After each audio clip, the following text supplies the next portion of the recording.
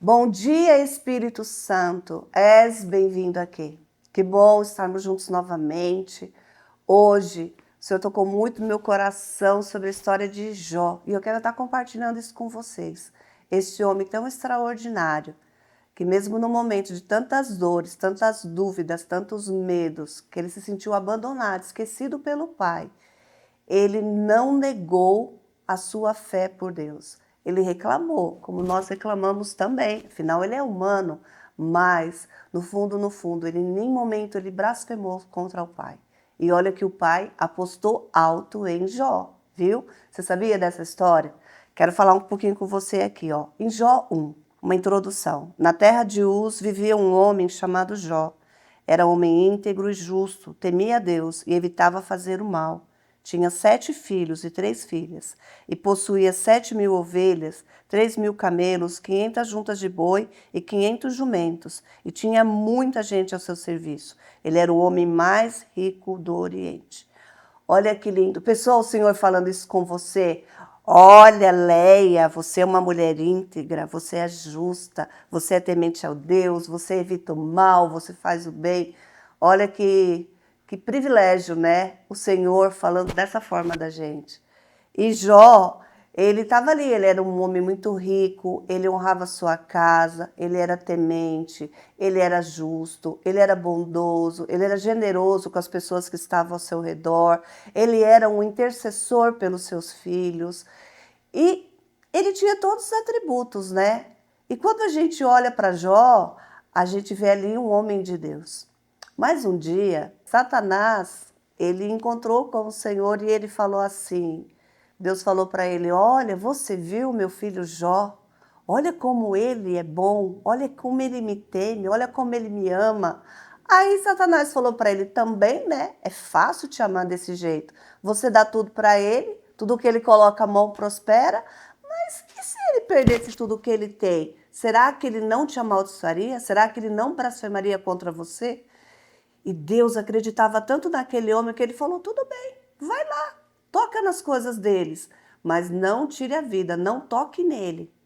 E naquele dia, o inimigo foi rapidamente, né? Porque se tem uma coisa que o inimigo é trabalhador, ele foi, tocou em tudo. E Jó só foi recebendo más notícias. Olha, seu rebanho foi todo perdido. Olha, seus filhos estavam reunidos, veio um vendaval, derrubou a casa, todo mundo morreu. E notícia mal atrás de notícia mal, tudo. Ele foi, em questão assim de horas, ele foi perdendo tudo o que ele tinha conquistado. Mas aí ele vai e ele fala assim para o Senhor: Senhor, nu eu nasci e nu eu voltarei. O Senhor me deu, o Senhor tirou. Bendito seja o nome do Senhor.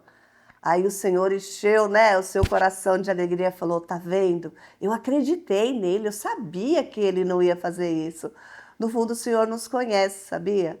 Às vezes ele permite que a gente perca algumas coisas para ver onde está o nosso coração. Se a gente vai murmurar, se a gente vai reclamar, se a gente vai culpar Deus, porque a gente adora procurar um culpado. E às vezes a gente é tão intransigente que a gente quer culpar Deus. E Deus não tem culpa de nada. Nunca Deus vai ter culpa de nada. Sempre são as nossas escolhas, as nossas atitudes. Aí o inimigo não satisfeito, né, voltou lá de novo. E o Senhor falou, você viu meu filho? Meu filho não me amaldiçoou. Ele falou, também você deixou que eu tocasse nas coisas deles, nas riquezas, mas e se eu tocasse nele? Aí o Senhor vai, toca nele, só não tira a vida. E ele foi e encheu aquele homem de lepras. Ele encheu aquele homem de feridas, de dores. E as pessoas, elas começam quando isso acontece com a gente, algumas situações da nossa vida, as pessoas começam a olhar para a gente e falar assim, nossa, o que será que ela fez de errado? O que será que ele fez de errado? Porque sempre quer colocar na gente uma culpa. E às vezes a gente não tem culpa, às vezes são processos. E Jó naquele momento ele não tinha culpa alguma. Como o Senhor disse, ele era um homem temente a Deus, ele era justo, ele era um bom pai, ele era um bom esposo, ele era um filho de Deus, assim como eu e você. E a coisa mais triste que tem é quando a gente passa pelas dificuldades e a gente sabe que no fundo, a gente fez tudo certo. A gente fez tudo na direção do Pai, a gente fez tudo na unção dele e a gente começa a colher os frutos que nós não plantamos. Isso é muito triste, é muito difícil, porque os nossos amigos, as pessoas que estão dentro da nossa própria casa, elas começam a nos apontar, elas começam a falar. Poxa, o que que você fez de errado? Também eu acho que você fez uma coisa que você não devia. Fala a verdade. Você pecou contra alguém, você fez alguma coisa errada, e às vezes a gente não fez nada de errado. E aí os amigos de Jó foram procurar ele. E aqui na Bíblia fala, olha que coisa mais forte, que eles sentaram ao lado de Jó e ficaram 7 dias e 7 noites sentadas ao lado de Jó. E não abriram a boca, só ficaram ali chorando, sofrendo, sentindo a dor daquele homem. Aí, em determinado momento, Jó quebra o silêncio. O que que eu fiz? O que que eu fiz para Deus? Amaldiçoado foi o dia que eu nasci. Por que que a minha mãe tinha leite no peito? Ela devia não ter leite para que eu morresse de fome. E ali Jó começa a botar para fora toda aquela tristeza, tudo aquilo que ele estava vivendo. E ele começa a meio que esquecer do Deus poderoso que estava junto com ele. E ele começa a falar, ai Deus, por que Deus você fez isso comigo? Por que você permitiu tais coisas? Senhor, o que que eu fiz? Por quê? Ele começa a ser culpado pelos outros e ele começa a procurar nele essa culpa. E ele começa a tentar entender em que momento ele falhou no processo. E às vezes isso acontece com a gente. Às vezes, por exemplo, o Senhor te deu uma direção de você começar uma nova empresa. Isso já aconteceu comigo. O Senhor me disse, vai lá e começa uma nova empresa, um novo empreendimento. Eu tinha uma palavra, eu tinha uma direção, mas em determinado momento nada dava certo, parecia que nada acontecia.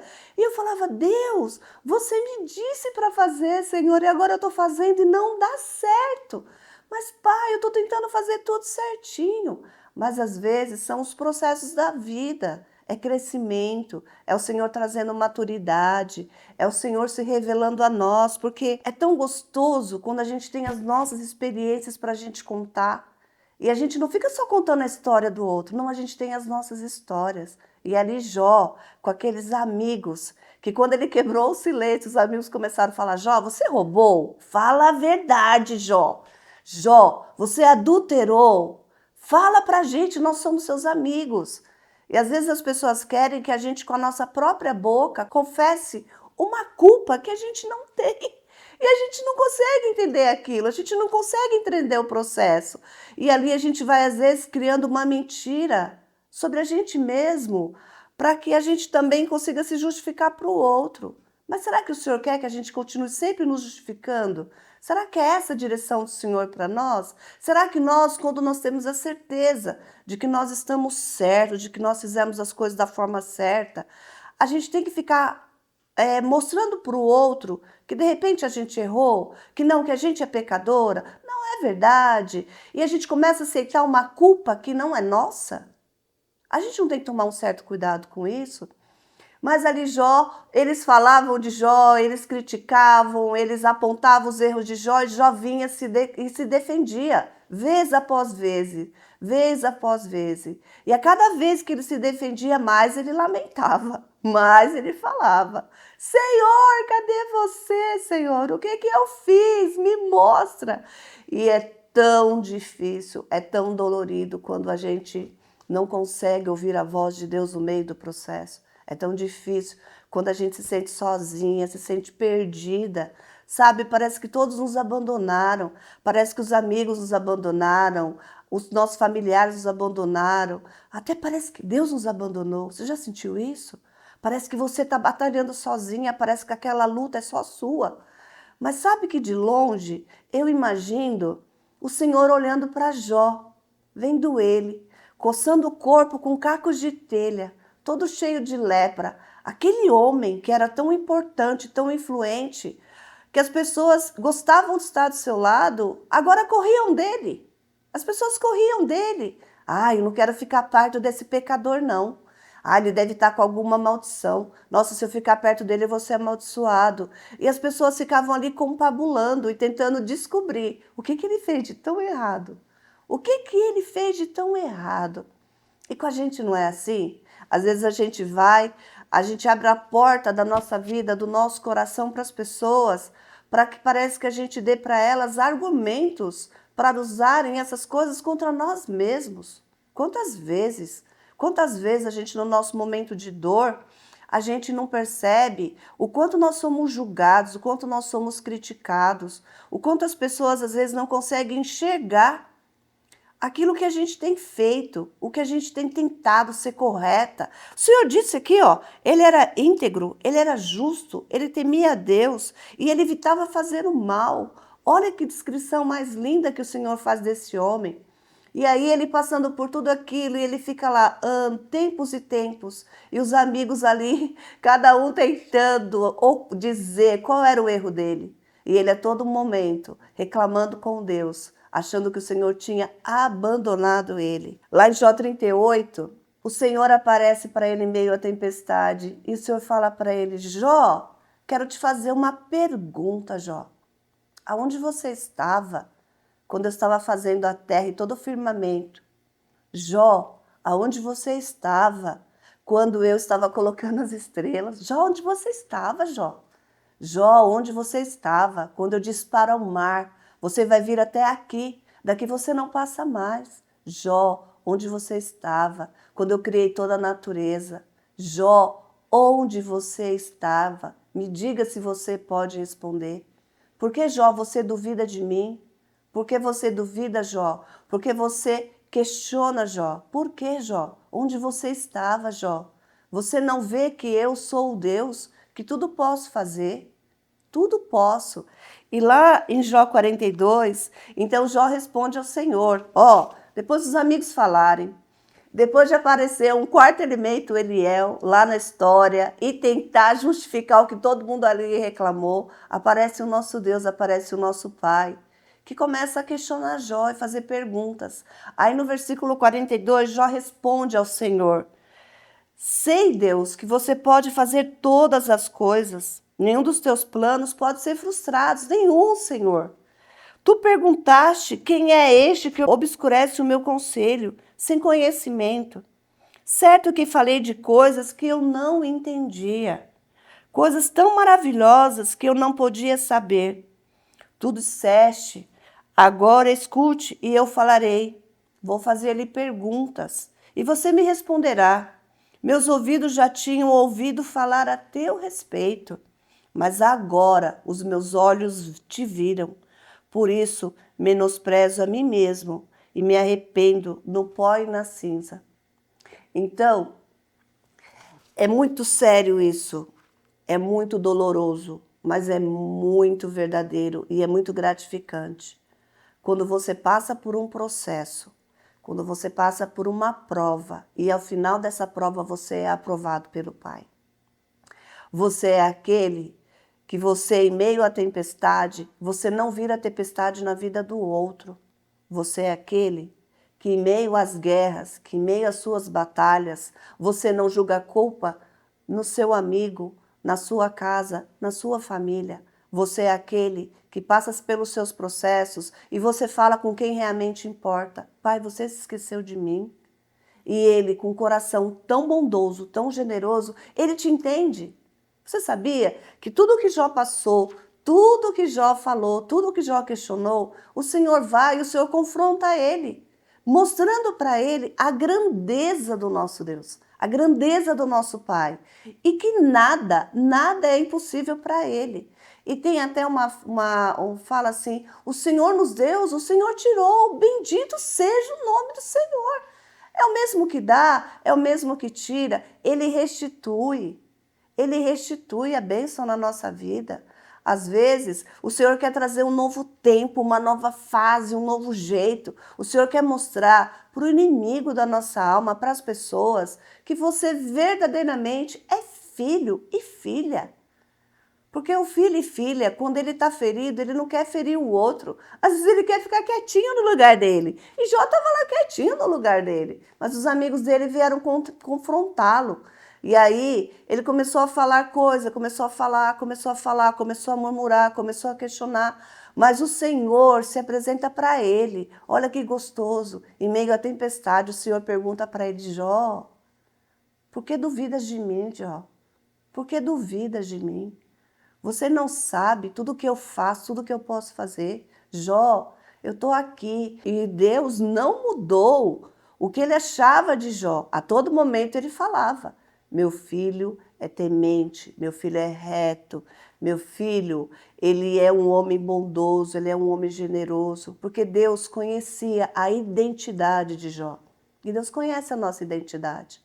Ele conhece que de um lugar aonde sai, aonde brota uma água viva, aonde brota a presença de Deus, não pode sair coisas ruins.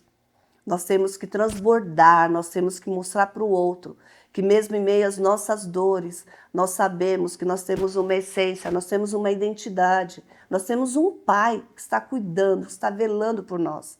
E aí o Senhor pega e fala para os amigos de Jó assim: agora eu não vou ouvir, eu quero que Jó ore para vocês, porque eu só vou aceitar a oração de Jó. Porque Jó passou por todo esse processo. Ele murmurou, ele reclamou, mas em momento nenhum ele blasfemou contra a minha palavra. Em momento nenhum ele negou a minha existência. E olha que coisa difícil. No momento da sua aflição, aquele homem ali ainda estava todo ferido, todo cheio de feridas, mas mesmo assim, o Senhor falou: ore pelos seus amigos. E ele orou. E ele orou. E o Senhor falou: ofereça holocaustos, ofereça sacrifícios. E eles ofereceram. E naquele momento, enquanto ele orava pelos seus amigos, Jó restituiu a saúde. Deus restituiu a saúde de Jó. E o Senhor devolveu para ele tudo o que ele tinha, muitas vezes mais. E quando ele estava passando por todo esse processo, a mulher dele disse: amaldiçoa este Deus e morre. E ele falou: como eu posso amaldiçoar quem só me abençoa? Como eu posso? Como posso? Porque essas propostas vão vir para a gente mesmo, sabia? Às vezes vai vir aquela coisa assim: ah, tá vendo? Você tá fazendo do jeito certo e não tá dando, não tá indo bem, não tá indo para frente. Dá um jeitinho. E é nessa de dar jeitinho que a gente acaba desandando a massa do bolo. Sabia? Às vezes, quando a gente está fazendo as coisas, a gente está indo num processo tão correto, tão certo, a gente está sofrendo as nossas batalhas, mas a gente vai lá no nosso secreto, a gente fala para o Pai, conta para Ele tudo o que está acontecendo com a gente. Ele nos honra, Ele nos restitui, Ele nos ajuda, Ele nos mostra, Ele nos guia. E Ele sempre está dizendo que a gente nunca está sozinho, mesmo quando a gente acha que a gente está sozinho. E olha que Jó aqui, em muitos momentos, ele achou que ele tinha sido abandonado. E ele não entendia todo o processo. Mas quando o Senhor, quando ele ora, quando ele vai, ele ora pelos seus amigos, o Senhor restitui nele tudo aquilo que ele tinha perdido. E o Senhor o abençoa. E o Senhor começa a enviar pessoas para abençoar Jó. Mas ele podia falar assim: Senhor, quando eu mais precisei, Senhor, esses meus amigos aí vieram só me apontar, dizer que eu sou um adúltero, que eu sou um ladrão, que eu sou isso. Senhor, você acha certo? Mas não. Ele orou pelos seus amigos. Ele viu que não era ele que tinha que colocar culpa em cima deles, porque o Senhor é quem nos justifica. E lá em Romanos 12, tem uma palavra que fala muito comigo e que para mim, depois que eu comecei a fazer isso na minha vida ela mudou, girou uma chave. Romanos 12, versículo 20 fala assim: se o seu inimigo tiver fome, dê-lhe de comer. Se tiver sede, dê-lhe de beber. Fazendo isso, você amontoará brasas vivas sobre a cabeça dele. Não se deixem vencer pelo mal, mas vençam o mal com o bem. A pessoa pode estar te apontando, te crucificando, te infernizando, mas você vai falar: Senhor, abençoa essa vida. Sabe por quê? Uma pessoa abençoada, ela não quer guerra com ninguém. E às vezes a gente quer guerrear, mas o Senhor não quer que a gente traga guerra para a nossa vida. Ele quer que a gente abençoe aqueles que às vezes estão nos amaldiçoando, para mostrar que verdadeiramente nós somos filhas de um Pai. Que a gente reflita a imagem e a semelhança dele.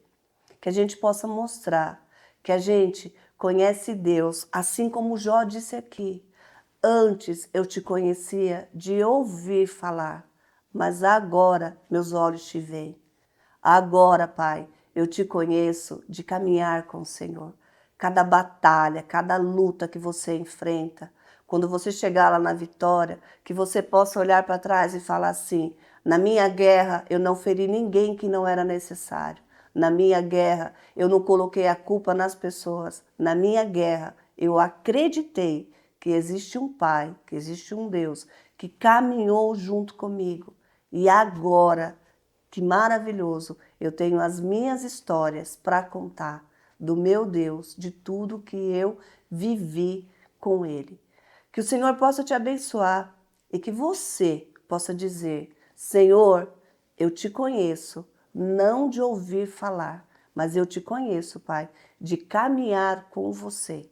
E eu quero ouvir os seus testemunhos e quero ouvir as tuas histórias. E o Pai está com os olhos brilhantes, olhando para você e dizendo: filho, filha, eu amo você. Que o Senhor te abençoe. Fique bem, viu? Tchau, tchau.